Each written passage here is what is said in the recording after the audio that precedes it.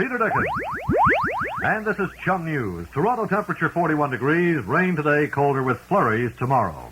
Well, if we're going to get a white Christmas, it'll have to turn cold, and that's what it's going to do tomorrow. Whether it snows or not, as well, no one can tell.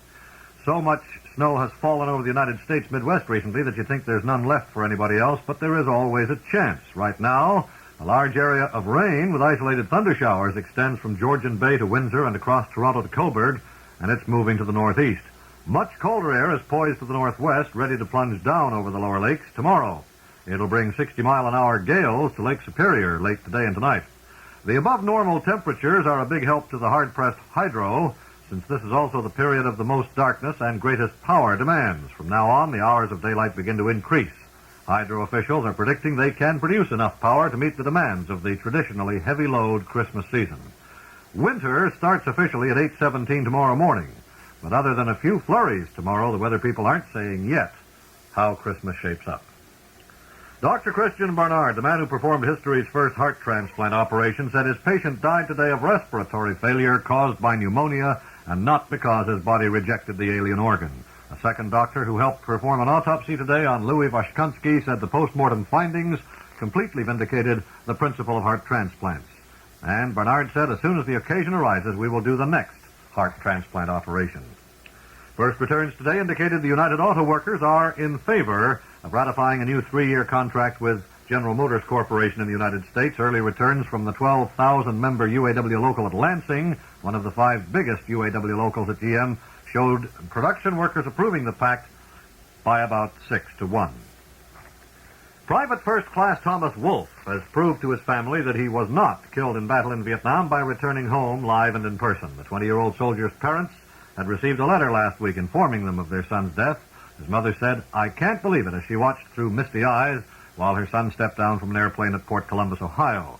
The chaplain's office of the soldier's unit had sent the letter, but there was never anything from the Defense Department, nothing official, and the Wolfe said wherever they checked, they were told it was a mistake, that Tom was all right. And then finally, they had a phone call at 1 a.m. last Friday morning from their son right in Vietnam at that time saying, "Mom, I'm fine."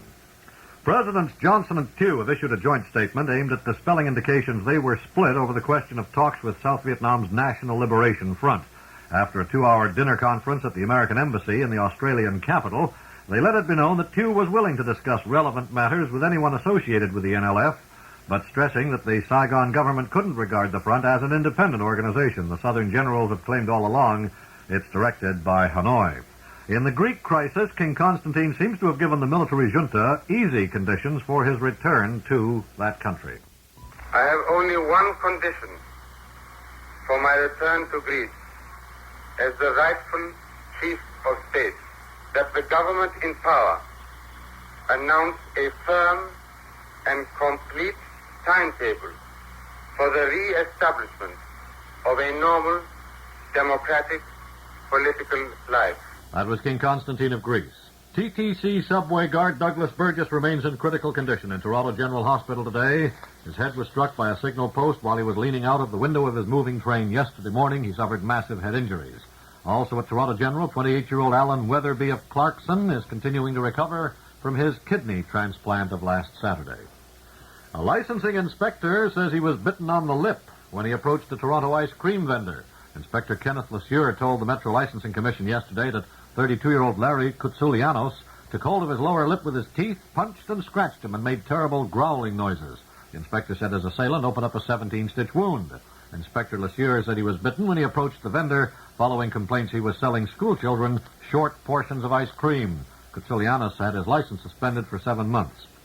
A pathologist told a Milton inquest yesterday that 4 youths had drunk the equivalent of 4 bottles of beer each before meeting their death in a car train crash at a crossing. The inquest was into the November 25th deaths of Terry Van Buskirk, Ronald Bores, Lorne Miller, all of Campbellville, and John Newell of Kitchener. The youths, all 17, died when their 29-year-old car slammed into a slow-moving freight train at a CPR crossing.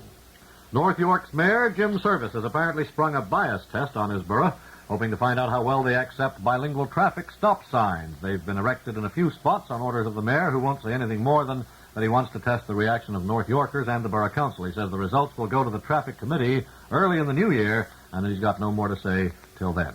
Now, Give and Take with Phil Gibbons and Mac Lipson. An atheist father in Minnesota has forced a school his kids go to cancel out the singing of Christmas carols. Unconstitutional, he says. So all the kids can sing now is Jingle Bells.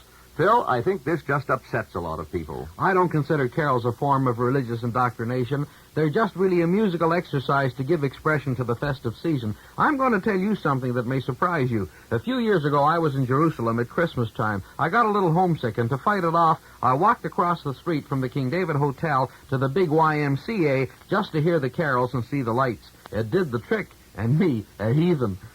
Mild and windy with rain today, turning much colder with snow flurries tomorrow. High temperatures today near 50. The present Toronto reading 42 degrees. Chum News next with Mac Lipson at 11:55.